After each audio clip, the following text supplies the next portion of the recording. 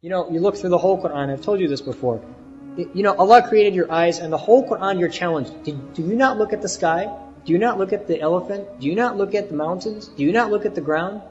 We're constantly told to use these eyes to look at all of these signs of Allah, and so that we can remind ourselves of who our Creator is. And then you go through the whole Quran and you say, okay, Allah tells us to look at this, look at this, look at this, look at this. What are we not supposed to look at? So why don't we ask ourselves that question? What does the Quran tell us that we can't look at? So there are only two things in the whole Quran that you're not allowed to look at, that tell you that you're not allowed to look at something. Two places. Number one, قُلْ لِلْمُؤْمِنِينَ يَغُضُّوا مِنْ أَبْصَارِهِمْ. Tell the believing males to lower their gaze. One place you're not allowed to use your eye. And number two, وَلَا تَعْدُ عَيْنَاكَ أَنْهُمْ تُرِيدُ زِينَةَ الْحَيَاةِ الدُّنْيَا. And do not turn your eyes away from the believing people seeking the beauty of this world. So there's two things you're not allowed to look at. The living it up of this life, at the cost of the hereafter, and the non-mahram. That's it. Everything else is halal. These are the only two things, and these are the things that people spend their time looking at. They walk around blind to the fact that the sun came up in the morning by the will of Allah subhanahu wa ta'ala. They don't even notice that Allah raised the sun that morning, took the whole earth and rotated it and made the sun rise that morning, and instead they're looking at every billboard, every woman walking on the street, and every house and car that they pass by, thinking when they're going to have these things. It's like opposite. The whole world is flipped.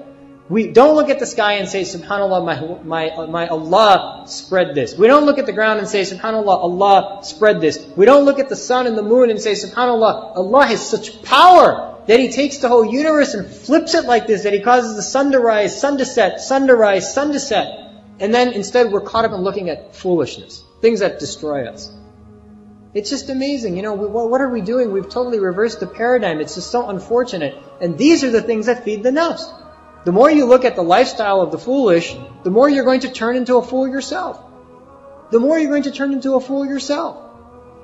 And the more you begin to look at the non-mahram, the more you're going to get caught up in interactions with the non-mahram or desiring things that you shouldn't be desiring.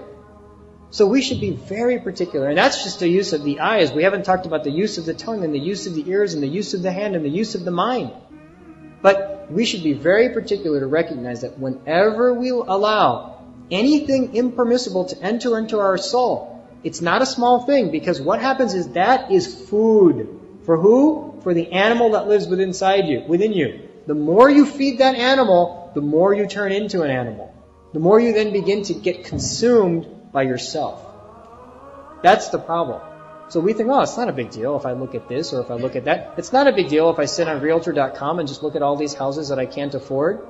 It's not a big deal if I go on the website and look at all these strange cars that I know I'll never be able to drive. It is a big deal.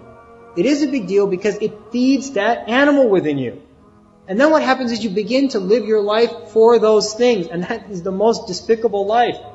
Because it never brings you happiness in this world, and it definitely will bring you failure in the hereafter. Definitely will bring you failure in the hereafter.